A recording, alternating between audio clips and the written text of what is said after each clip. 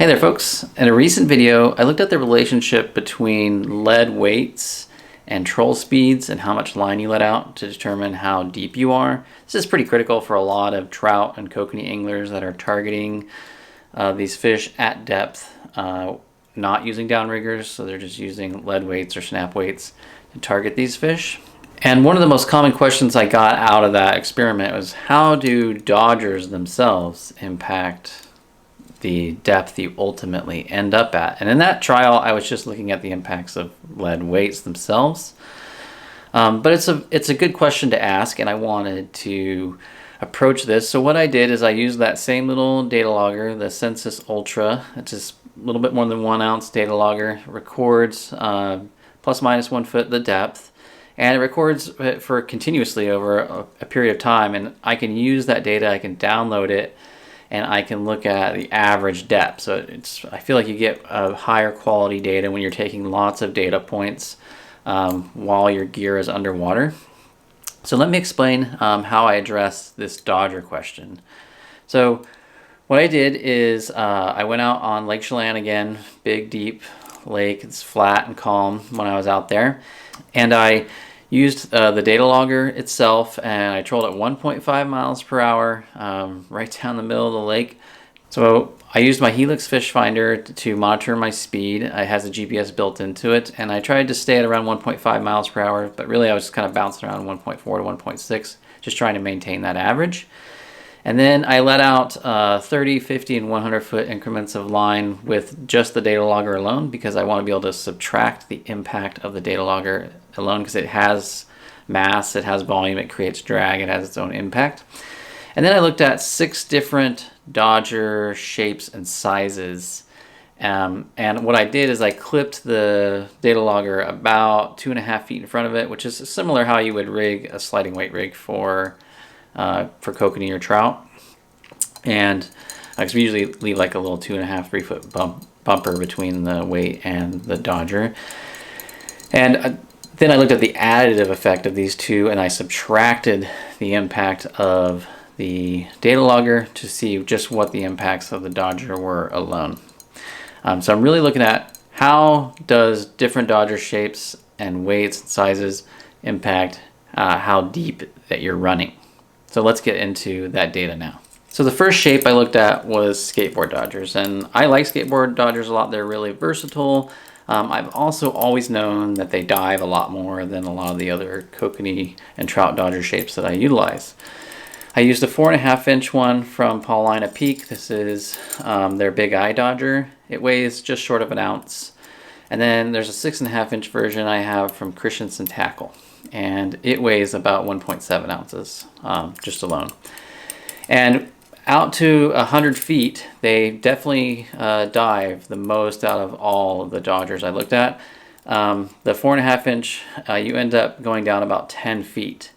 And with the 6.5 inch, you end up going down about 16 feet. Now, thankfully, this relationship's pretty linear, going all the way back to 30 feet. So in other words, like if you put 50 foot of line out with just this Dodger, you're going to be at about 5 feet down, right? At 100 feet, it was 10 feet. At 50 feet, it'll be about 5. And at 30, it's about 3, right? It's just very linear relationship. So it's easy to do the math, figure this out.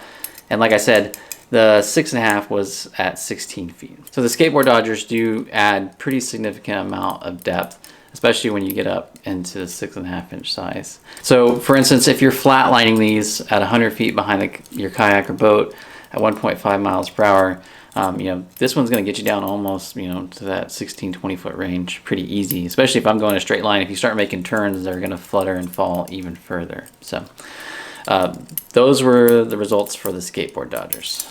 Next up is what a lot of folks call like teardrop style Dodgers. Now these are, again, Paulina Peak Big Eye Dodgers, and they do come factory with quite a bend in them. I didn't change that factory bend, I left it. And you might get slightly different results if you flatten them out a little bit, but I don't think it's going to be too extreme. So there's the 4.5 inch and a 5.5 inch Dodgers. You can see the size difference there. The 4.5 inch weighs just about a half an ounce, and the 5.5 inch weighs about 0.8 ounces. Okay, it might depend on what Dodger company you're getting these from. Everybody's blanks are a little bit different, but there's a lot of companies selling these teardrop style Dodgers for Kokanee and trout.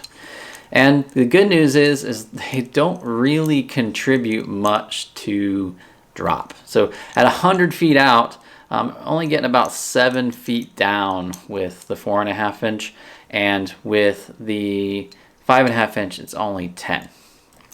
So the drop seems to be more influenced, at least in the skateboard and teardrop style Dodgers, by mass than it does by shape, which actually makes a ton of sense, right? It's probably going to be the overwhelming influence. So again, very linear relationship coming back. You basically get like half of the depth that you do at 50 feet versus 100 feet. So it's a very easy formula to figure out when you're out there on the water. And lastly, we have what I like to call the Raindrop Dodgers. I don't know, I've never really heard a good term for these ones. These are the peak performer Dodgers from Paulina Peak, but you know, there's other Dodgers out there I've seen that look like this, similar shape, like the Aero Flash style Dodgers and whatnot. Paulina Peak makes two different weights of these. They have a light version, which I have here, which weighs just about 0.8 ounces. And they have a heavy version, which weighs about 1.2. Otherwise, they have the same about 5-inch length to them. It's just a different blank material that makes the difference between the heavies and the lights. And this light right here showed the least amount of dive. So it literally runs the flattest out of all of the different Dodgers that I tested. It only had a dive depth of 6 feet at 100 feet out. So if you flatlined this thing 100 foot behind your boat, it's only going to be about 6 feet down. So it's really good if you're trying to target those fish near surface. Whereas the heavy was almost double that. It was down around 12 feet. So these light ones, if you want to have a very flat running Dodger that runs true to the depth that you're actually trying to target, irregardless of how much lead you're running, then the Paulina Peak Performer Light is probably your best choice. The heavy will add a little bit more depth, which maybe you'll want to do if you're targeting fish near surface and you just want a flat line and you want to get down to around 10-12 feet. This is probably a better choice. So my main takeaways from this is that yes, the Dodger sizes and shapes do have an impact. It's not as extreme as lead weights, obviously, but they are contributive. Primarily, their mass seems to be much more important in terms of how much they will contribute to dive depth. But the shape does play some role, especially with the Skateboard Dodgers. They really seem to dive the hardest, the deepest, whereas this Peak Performer Light tends to run the flattest, and the teardrops tend to run a little bit in between the two different designs. So I hope this helps answer some of your questions. I'll put a link to that chart down below, just gives you a rough idea. There's a lot of different Dodger shapes and sizes out there. I couldn't possibly test them all, but I think for the most part, it's just safe to assume that most are going to be adding between 5 and 10 feet, especially if you're running a traditional 5.5 inch or smaller Dodgers. All right, guys, I'll see you next time. Just remember, fish smarter, not harder. Bye.